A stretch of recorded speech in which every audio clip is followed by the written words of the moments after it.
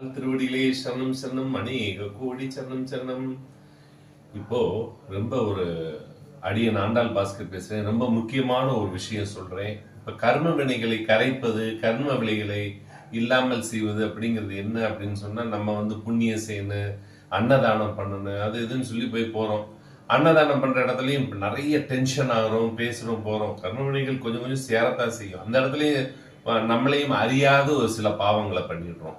அப்ப கர்ம வினைகள் சேரும். அப்ப அழிக்கிறதுக்கு என்ன செய்யலாம் அப்படின்னா, தவம் பண்ணி நம்மளுடைய வாசியின் மூலியமாக காற்றினை ஏற்றி ஏற்றி நம்மளுடைய பிரெயின்குள்ளார பலவிதமான நரம்புகள், அந்த நரம்புகளுக்குள்ளார இருக்கக்கூடிய பதிவுகள், அந்த பாவ விஷயங்களான பதிவுகளை ஊதி ஊதி அதுகளெல்லாம் இல்லாமல் ஆக்குவது.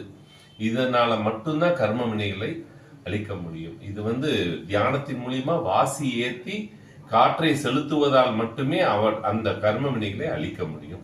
ஆண்டாள் திருவடியிலே சரணம் சரணம் அநேக கோடி